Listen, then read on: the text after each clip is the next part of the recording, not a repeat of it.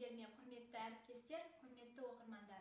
Дүниені дүр сілкіндіріп өткен желтоқсан оқиғасы, жүрегі, халқым туған жерім деп соғатын талайлардың жанын ауыртқан, ақ кеткені шындық. Қой үстінде бозторғалай жұмыртқалаған, мамыражай заманымызда қазақ халқын қан қақсатып кеткен 1986 жылғы желтоқсан оқиғасына 34 жыл толды. Осы оқиғаның құрбаны жерлесіміз Ләззат Асановаға арамызда жүрсе бүгінде 50 жасқа толар еді. Осы атаулы күнге орай кітапхананың оқырмандар залында «Лаула-лаула желтоқсанның мұзға жаққан алауатты» кітап көрме ұйымдастырылып, оқырмандарға насихатталуда. Көрме 3 бөлімнен тұрады. Бірінші бөлім «Қайрылмай кеткен қарлығаш», екінші бөлім «Желтоқсан қырандары», үшінші бөлім «Тәуелсіздік кіндігі желтоқсан». Көрме 1986 жылғы желтоқсан оқиғасының тарихынан басталып, қазақ-орыс тілінде кітаптар орын тапты. Бірінші бөлімінде Ләззат Асановаға арналған, бұл бөлімде Ләззаттың студент кезіндегі суреті, қысқаша өмір баяны, Ақжазық ауылындағы Жамбыл орта мектеп жанындағы музейден көріністер. Жасынан зерек, ұяң, Ләззаттың балалық шағын анасы былай еске алады. Өзіндік ерекшелігі, маған жақындығы ерекше болатын. Мүмкін тұңғышым болғаннан шығар. Өлер бала өзгеше дегендей, өзінің әдемілігі, адамгершілігі мол еді.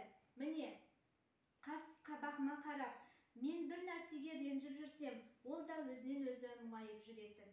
Содан кейін де болар, өзінің ерекшелігін ұмыту мүмкін емес. 6 жасында қолына домбыра ұстады.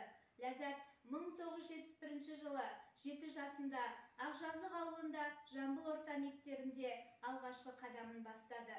Қара фартук, ақ бантик, қуанышында шек болмады. Мектепте барар түні тіпті көз ілмеді.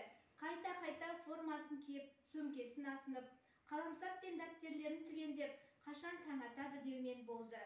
Сабақты үздік оқыды. Бастауышты мақтау қағазымен бітірді. Мектепке барған жылы домбыра үйірмесіне қатысты. Ән айтқанды, домбыра тартқанды, жаны сүйетін қызым еді деп анасы еске алады. Екінші бөлім «Желтоқсан көтерілісі, тәуелсіздікке ұмтылған қазақ жастарының күресі». Желтоқсан көтерілісі ұлттық рухтың қуатын, елдік пен ерліктің мұратын танытқан көтеріліс болды.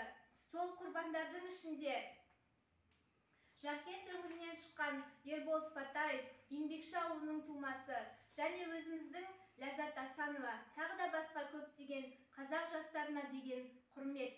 2008 жылы облыс әкімі Серік Үмбетовтің қолдауымен аудандық мәдениет үйінің алдына Ербол мен Ләззатқа ескерткіш орнатылды. Көрменің 3-ші бөлімі 1991 жылы біздің отанымыз егеменді, тәуелсіз қазақ мемлекеті болды. Еліміздің егемендік алуы халқымыздың тарихында жаңа дәуірдің бетін ашты.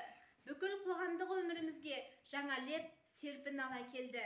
Ол баршамызға бейбіт өмірге, еркіндік пен ілгершілдікті аңсаған, ақ тілекпен өзіміз тіккен шаңырағымыздың тәуелсіздігі. Тәуелсіздік туы әрқашан өрде шарықтап, тұғыры биік болсын. Еліміз баянды, бақыт, бейбітшілік үстемдік құра берсін. Желтоқсан мерекесі құтты болсын. Назарларыңызға рахмет.